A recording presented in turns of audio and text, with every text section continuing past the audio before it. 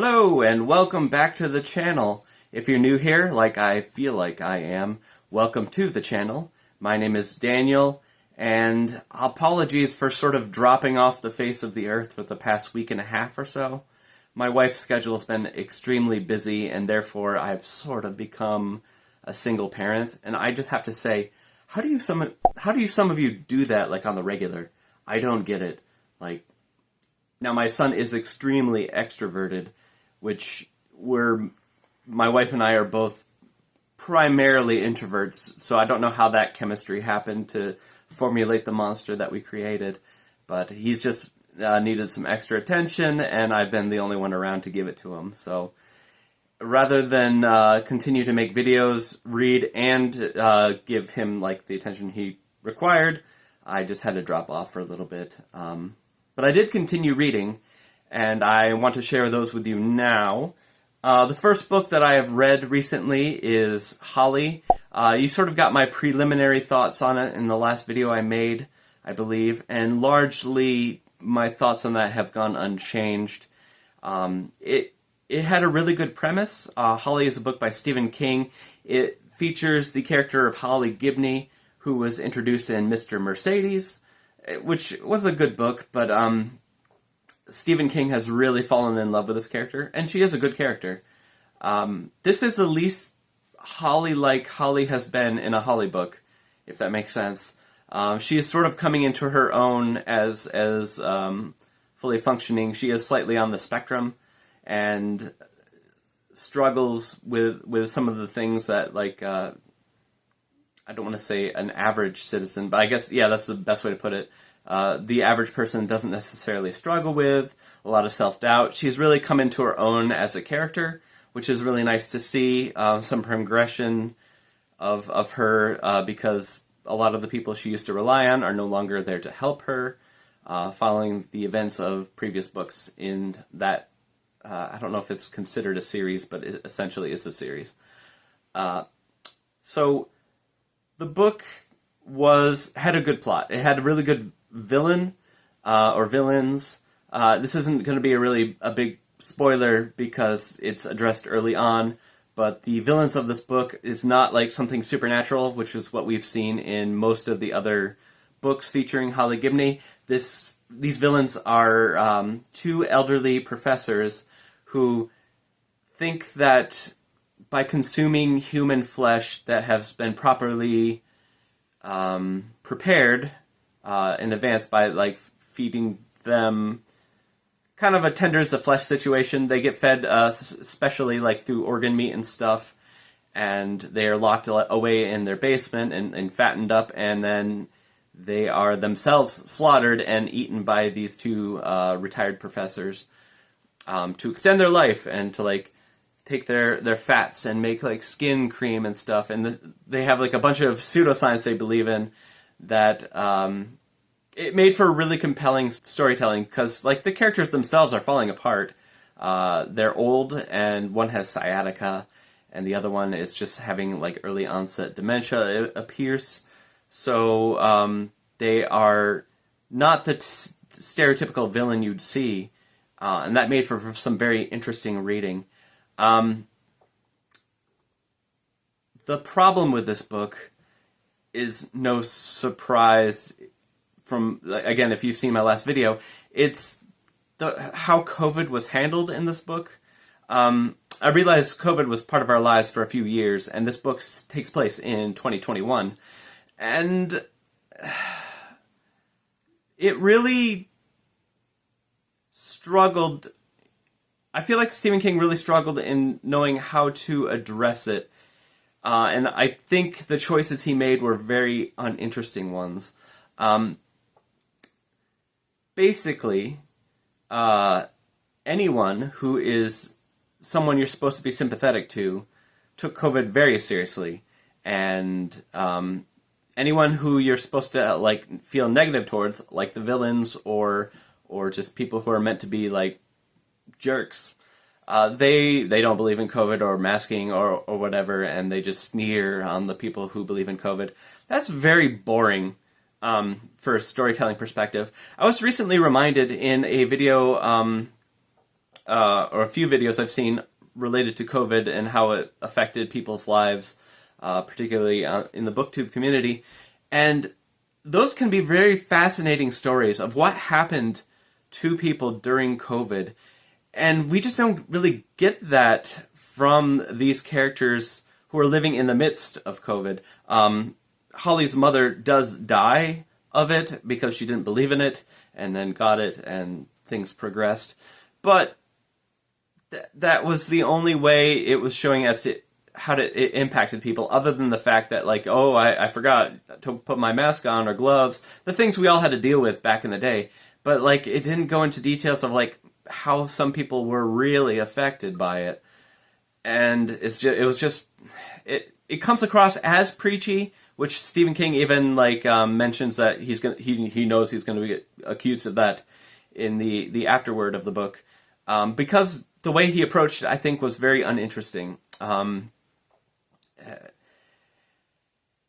There are a lot of good stories that can be told using COVID as a device, but unfortunately, it was not done that way here, and I think that it took the place of, like, Stephen King is really known for the characters, characterizations, like getting into their heads and into their backstories. And I feel like all of that was replaced just by, like, okay, we need to check the box how they feel towards COVID, yay or nay. And so I feel like we were sort of cheated out of more characterization. And unfortunately, that caused the book to suffer. Ultimately, I still liked it, but I'm almost madder that there was such a really good story in there, and that the COVID element, as it was introduced, kind of just ruined it for me a little bit. It definitely took away from the book more than it enhanced it. So I don't know. That was sort of a miss for me, even though I would give it like a 3 out of 5 stars if I had to rate it. The only other books I've read were actually related to an event that... Hold on. That's better. So there was an event on BookTube led by Roy from the channel Roy Reads Anything, and that is Cleovember. Now, I realize it's December and I haven't talked about Cleovember until now, but, like Octavian, I was shipwrecked by life and I crawled to the battlefield way too late, and I'm just hoping for, Caesar's blessing anyway. I didn't actually know much about the history of Cleopatra before doing this event, so I went to some historical sources, and that is the first thing I read was Cleopatra in Space. I really wanted to get a sense of the character of Cleopatra beyond the Shakespeare play, and so I did not realize that she had jumped into the future, a future run by cats, no less. Let's see if I can find a good... Yep. These cats, they talk in the future. And they have like a council, and they run a school which is predominantly filled with humans and some other alien races. By the way, this... Sidebar. This was a book I bought on Amazon because I found the second volume at a little free library for free outside my son's school, and I thought, oh, maybe he'd like to read this. But I didn't want to start on volume 2 because this is like a continual story. So I went on Amazon and got a very good condition, which is an extra library book with pages that are just torn through, scribbles and writing and really dirty stuff, chunks missing out of pages. Excellent work, Amazon. Sometimes Amazon sellers just piss me off. Fortunately, at the end of the day, this was free to me because I did contest it. But yeah, there are entire pages that are just like ripped in half and just scotch taped together. But overall, the story is fairly entertaining so far. I don't really know why it exists, like why Cleopatra is the character that they chose to use. It's a really odd choice. This is the real Cleopatra from history, and she was shunted forward into the future when she was 14 years old, and now she's like fighting against native tribes and like this to get artifacts. These native people with like laser spears, which I mean it's entertaining, but I don't know why you choose Cleopatra to be the protagonist. She's even riding around on like a Sphinx ship, which is, you know, cool at least. But I don't know. It's weird, and the main antagonist is like this Emperor Octavian. So I don't know why she's was like written as the chosen one to defeat Octavian. I'm like, she does not have a good history against fighting Octavians. Why would you choose Cleopatra of all people? But the character of Cleopatra in this book, this series of comics anyway, is very much not like the depiction we get elsewhere. She doesn't have any desire for any study or like interacting with people, but she is a crack shot with a laser gun and a slingshot. And early on in the series, we see her using her slingshot with her friend, and they like hit this column, which crushes them, and yet we see her popping out from under these 1,000 tons of rock, saying that was awesome. And then she like goes into like this place where she is transported into the future. And so my theory is that she is dead, and this is just the afterlife that she's experiencing. Oh, and it took me like a half a moment once they showed us what Octavian looked like in the future. And he has, can't really see it very well from here, he has tentacles. And then I'm like, oh, Octavian, octopus tentacles. Okay, I get it. Anyway, it's fine. I'm gonna read these with my son again now that I've gone through them. And if he likes it, we'll continue, but I don't think I'll be keeping them of my own accord. So that was Cleopatra in Space, and I believe Roy said that this is the most recent incarnation of Cleopatra in comics. So we're on the cutting edge of Cleopatra fiction. It's fine. It's just, I don't see anything Cleopatra about it, though, other than like we wanted to have Egyptian-style futures with like metal buildings that look like pyramids, something, and then spaceships that look like sphinxes. But it's fairly harmless. It's pretty standard action fare for like Cleopatra and like a futuristic Indiana Jones kind of vibe. It's fine. And then I struggled through this beast. This is the Memoirs of Cleopatra, and this is 950 pages. This is the third book in the 100 book challenge I'm doing for the Read What You Own challenge. It's a challenge where we won't buy any more books until we read the ones that we've owned, a certain number. I chose 100 books. This is number 3. We're well over a month into the challenge, so I'm going at a snail's pace. Unfortunately, Holly was a library book, so it didn't count. I'm still allowed to read them, but they don't count for anything. But I did own this, and I picked it up before the challenge started at a Goodwill, or not a Goodwill, at a different thrift store.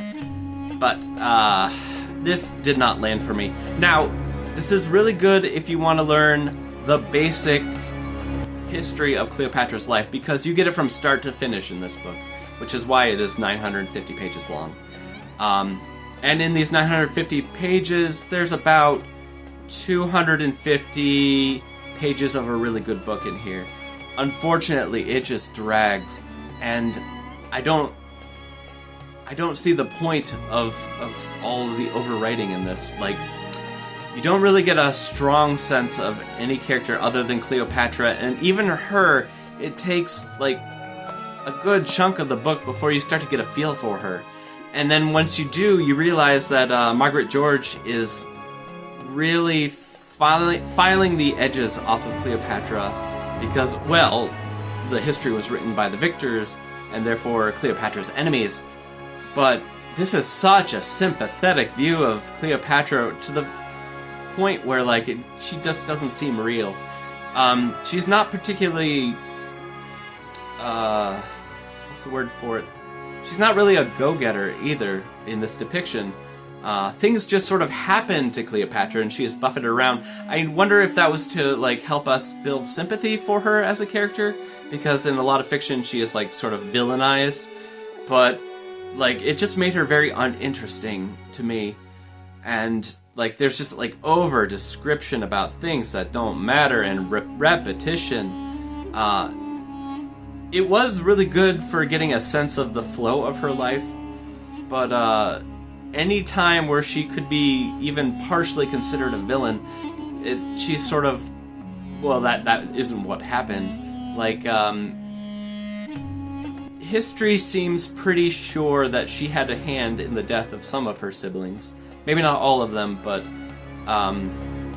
Ptolemy perhaps was poisoned by her. And this one, he was just sick, and she was just trying her hardest to keep him alive, taking him to places, praying to the gods on his behalf, and he just died anyway, just of natural causes. Maybe it happened that way, but the problem is it just made her passive throughout this entire book. She never really had a plan until maybe towards the end, when Mark Antony was just failing at fighting against Octavian, and he sort of just went off in his own pity party land, and she took charge. There she started showing a little more grit, a little more of the interesting Cleopatra, but in most of this book, like, she's just like a fangirl of Caesar, which you probably had to be during Caesar's time, but even after his death, like, it's just all about Caesar, Caesar, Caesar. But, like, there are times where she's told through either the narration or other characters that, oh, that was brilliant. But I didn't see any brilliant moves that she made through most of this book. Most of this book, things just happened to her. And even the plans that were lauded as brilliant were just not very good. So it was disappointing. And, like, with a book this length, you can go either one of two ways. Like, either you just bounce off it completely and DNF it, or you sort of get, like, sort of a mild case of Stockholm Syndrome. And that sort of happened. I needed to know how this ended, even though through most of it I was not happy that I was reading the book at the time. I would give it, like, a 2 stars out of 5. It was really well researched. You will get a sense of time and place, but I'd rather read a history of Cleopatra than this milquetoast depiction of her, which was unfortunate. I was hoping for something a little more like Wolf Hall. Like, in Wolf Hall, like, you sort of see a character who is most likely, in history, a villain. Sort of, you know, they filed the edges off of Cromwell, too, but, like, he was competent and interesting and had deep thoughts. And this is very, almost like 9th grade level writing, and not much going on internally other than Cleopatra just describing what she sees right directly in front of her. So I can't say I recommend it, though I did have to finish it. I did not DNF it. I really struggled with DNFing books. I don't like to do it, nor would I count it for my own personal challenge. But I got through it, and I'm happy it's over, and I think the next time I revisit Cleopatra, I'm going to revisit the Shakespeare play, because I don't know if I've ever read it all the way through, or maybe I've seen it. It's been so long, though, that I just don't have much memory of it. So I think I'll enjoy it. But this one was, I think I'd take the snake bite. That was all I had for Cleovember. I started too late to really get beyond one chunky book and some comics. But beyond that, I've read some random comics, but they were so, like, nondescript. I found, like, a stash of free comic book day comics. This is not Cleopatra. This is Link from The Legend of Zelda. And this had, like, 2 different games were, like, were adapted into comics. Well, more than that, but this is just a sampling of 2 of them. And it's really weird to see a character who is known for not having a voice and just meant to be like a stand-in for the player of the video games. If they try to like give him a personality, it just seems weird and off because that's not my Link. The only speech we ever get from him in the games is like, and so now they're like giving him a dark, edgy past in Twilight Princess. It's just weird. I don't feel inclined to pick them up, the actual manga volumes. Things I am reading currently. I'm trying to read for the season, so I'm reading, this is one of Otto Penzler's big books in his series.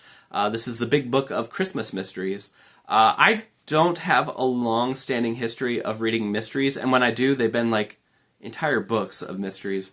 So this is a bunch of short stories, short fiction, and I'm enjoying them so far, but it's so weird to get like such a compact mystery story. I'm not used to it. So I struggle with like trying to pay attention to everything rather than letting the mystery wash over me. It's almost like I need to solve it myself, and that's not going to happen based on the information usually that are given in mystery stories.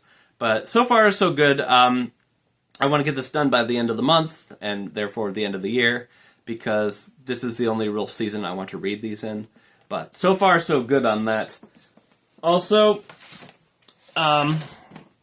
this is something I've mentioned a couple times on the channel, but mostly in the early days, and I haven't brought it up since then. I'm trying to read through all of the complete works of Plato. I have a volume on paper downstairs, but I also have it on my Kindle. And I was trying to read it using like the Bionic font. I don't know if it technically is a font, but that's the best way to describe it. I'll sort of like show it here. But that, I think, that was a font they were trying to sell for people who struggled with like reading or maybe who had dyslexia. And overall, I think it's not all that helpful. It is probably more snake oil than anything. But there is a more free version of something that kind of does the same thing, and that is something I'm switched over to in my reading of Plato. Excuse me. And that is it's the Open Dyslexic font. And this is like an open source font. It kind of looks like something you'd see on Nickelodeon. So to some people it can be very off-putting, this font, but it is freely available for people to try. You can download it like any other font on Windows or your device. And on newer versions of Kindle, at least on the Paperwhite, it is already loaded into the system. And this has been really helpful for me. I don't know if I have like some mild form of dyslexia.